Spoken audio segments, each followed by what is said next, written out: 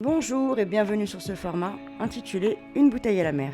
Alors une fois n'est pas coutume, je vais vous mettre une vidéo que j'ai trouvée sur internet qui est vraiment excellente et je pense qu'elle vous parlera et vous savez de qui elle parle. Bon, le sujet, je pense pas que je le traiterai, c'est pas le sujet de ma vidéo en tout cas. Mais j'ai trouvé ça très marrant, donc je vous la passe. Salut les gars, c'est moi la révolutionnaire qui gagne 15 000 € par mois. On part à l'aventure pour sauver mes frères. Souhaitez-nous bon courage. Bon les gars, on a fait une escale parce qu'on est passé à côté d'une plage qui est magnifique. On va juste se baigner pendant une petite heure et après on repart sauver mes frères. Bon, on va rester pour la soirée, il y a des mecs bien virils, bien montés et il y a aussi du champagne. Mais c'est sûr, demain on repart faire la révolution.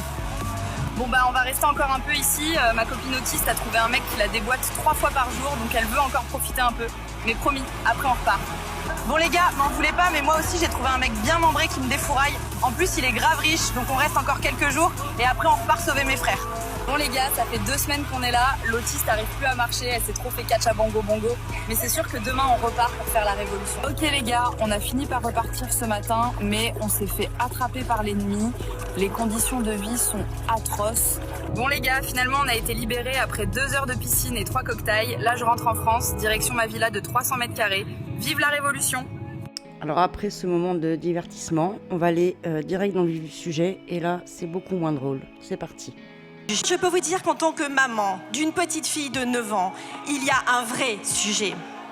Je me demande comment vous pouvez affirmer que la théorie du genre n'existe pas dans votre programme, alors que l'on y compte 17 fois la notion d'identité du genre, et alors que dans vos manuels de SVT de 4e et de seconde, vous invitez nos enfants à choisir leur sexe en leur expliquant qu'ils peuvent librement se sentir hommes, femmes ou bien les deux. Je me demande comment vous pouvez tolérer que les supports pédagogiques proposés à nos enseignants expliquent à nos enfants de 11 ans l'art de la fellation pour arriver à l'orgasme ou les initient à la pratique de l'anulingus. C'est surréaliste. Je me demande à quel enseignement pédagogique vous espérez rattacher ces mêmes supports dont les publications expliquent à des enfants de 11 ans comment utiliser le préservatif lors d'une sodomie. Je vais d'abord vous dire que ce programme n'a pas été publié. Je ne sais pas sur quoi vous vous appuyez pour en parler. La deuxième chose, c'est que je veux le redire, je l'ai redit, je l'ai dit, je le redis. Il n'y a pas de théorie du genre. Ce programme, chez les tout petits, on va parler des émotions, à gérer ses émotions. Chez les plus grands, on va parler de respect. On va parler également du consentement. On va parler de l'égalité entre les femmes et les hommes. On va parler de toutes ces questions pour répondre aux questions pour lesquelles nos enfants n'ont pas forcément de réponse. Et aujourd'hui, où vont-ils trouver des réponses? Je vais vous dire, l'ARCOM nous le dit, chaque mois en France, 2,3 millions de mineurs vont consulter des sites pornographiques pour trouver des réponses aux questions, des réponses qu'ils ne trouvent pas ailleurs. C'est le rôle aussi de l'école, aux côtés des parents, avec les parents, de pouvoir apporter à nos enfants les réponses à ces questions. Elles sont fondamentales car, voyez-vous, je n'accepte pas, je ne me résigne pas à ce que la pornographie puisse éduquer nos enfants. Ce qui est débattu là, c'est le programme EVARS, éducation à la vie affective et relationnelle et à la sexualité. Programme en vigueur dans nos écoles. Alors, cette députée nous dit que ce programme ne pose aucun problème et qu'il est bien évidemment dans l'intérêt de l'enfant et pour le protéger aussi, c'est leur grosse revendication, des abus sexuels. Voilà. Donc, il faudrait les prévenir, etc., etc. Alors moi, première chose, je considère que l'école n'a pas à éduquer nos enfants, surtout encore moins à la sexualité. C'est aux parents de le faire, voilà, avec les bons mots, la bonne manière de le faire, le bon moment aussi, parce que chaque enfant n'est pas égaux face à son épanouissement. Et ce n'est certainement pas à l'école de le faire, en tous les cas, c'est mon opinion. Mais ce programme relève un gros problème, c'est que, malgré ce que dit cette députée, voilà ce que l'on peut lire dans les livres scolaires. Je vous laisse regarder. Alors voilà les amis, je vous présente le livre le plus important du monde, n'est-ce pas?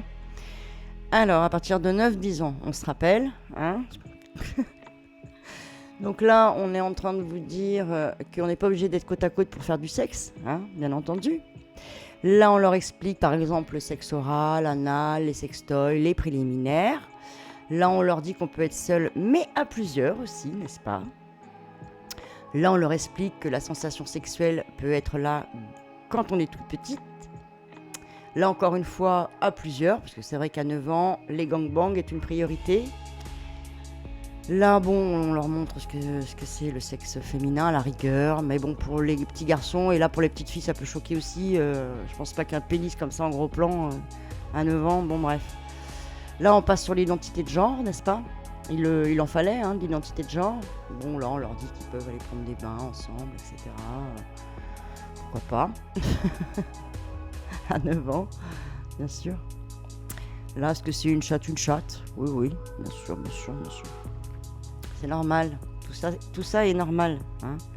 Ne vous affolons pas, c'est dans l'intérêt de l'enfant, d'accord? Surtout, n'oublions pas ça. Donc voilà, à 9 ans, ce qu'on leur apprend. Alors, il faut savoir que toute cette idéologie de liberté sexuelle, débridée et la sexualité des enfants, ça sort d'un rapport, les rapports Kinsey, Alfred Kinsey. Alors, je vous la fais courte, Alfred Kinsey, c'était un mec qui étudiait les abeilles. Et il s'est intéressé à la sexualité humaine. Donc il a fait un cours un jour dans l'université sur la sexualité dans le mariage. Et du coup, il a voulu faire une étude. Donc il a pris des volontaires de cette université pour faire cette étude. Et là, il a intéressé la Fondation Rockefeller, qui l'a financé à hauteur de 23 000 euros, pour sortir une étude sur la sexualité humaine, justement. Et les rapports Kinsey, il y a eu beaucoup. Le problème, c'est qu'il y a eu beaucoup de déviance. Déjà, comme je vous dis, toute cette sexualité débridée sort de là, parce que c'est lui qui a mis ça en avant. Et il a mis aussi en avant la sexualité des enfants. Alors, je vais vous mettre une vidéo pour que vous ayez un aperçu de qui était Alfred Kinsey et ce qu'il a fait à ses enfants, à ses bébés. Et par contre, sautez la vidéo si vous êtes sensible, parce qu'il y a vraiment des choses assez crues. Je vous mets la vidéo. Alors, il faut savoir qu'en 1957, compte tenu des rapports Kinsey qui disaient que les enfants sont sexuels dès la naissance, ce qu'il a faussement prétendu à partir de viols, enfin, il faut commencer par ce préalable.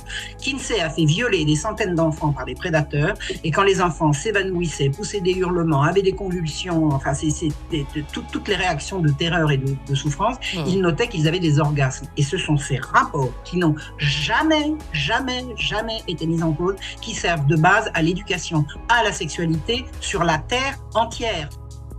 Alors regardez le rapport Kinsey, sexualité infantile. De manière inattendue, les études Kinsey présentent également des résultats d'expérience sur les orgasmes des garçons entre 4 mois et 14 ans. Le tableau numéro 34 ci-dessous donne par exemple le nombre d'orgasmes obtenus sur un temps donné.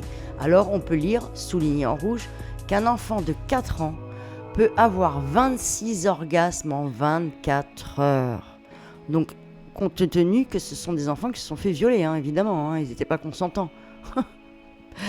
Donc, voilà les rapports Kinsey, et voilà sur quoi se basent nos gouvernements pour la sexualisation de nos enfants. Donc, mes amis, cette bouteille à la mer va se terminer là, mais surtout, restons toujours vigilants et ne laissons rien passer, c'est très important. Comme d'habitude, je vous laisse avec une vidéo de fin, alors qui est terrible. C'est une enfant de 4 ans qui a été abusée par son père, et je vous laisse découvrir son histoire. Voilà mes amis, je vous fais des gros bisous et je vous dis à la prochaine. Bon, on y est les gars là, on y est, la loi elle est vraiment passée. Une petite fille de 4 ans a fait, elle a fait d'elle-même, elle a consenti d'elle-même à faire des trucs horribles à son père. Un juge de Saint-Malo a dit qu'elle avait consenti à faire des F et d'autres trucs dégueulasses que je ne peux pas nommer ici parce que de toute façon on se fait supprimer toutes nos vidéos dès qu'on dit des vérités, sachez-le. Donc celle-là elle va pas rester longtemps, je vais vous mettre les documents à Saint-Malo, donc oui, c'est là-haut, hein. Je sais plus quoi faire, je vous jure que j'ai les nerfs. 4 ans, la gamine a consenti. Et oui, donc en fait c'est pas le truc qui vont apprendre le consentement à vos gosses dans les écoles tout petits qui est dérangeant, c'est que du coup devant la justice, l'enfant a consenti. Voilà en fait, elle est là la magouille, elle est là les gars la magouille. Et oui, alors petite, t'as bien voulu faire une grosse féfé à ton père? La petite du haut de ses 4 ans. Bah oui, parce qu'après il m'offrait une glace. Ah bah ouais mais t'as consenti petite, hein, là, bah non on peut plus rien faire.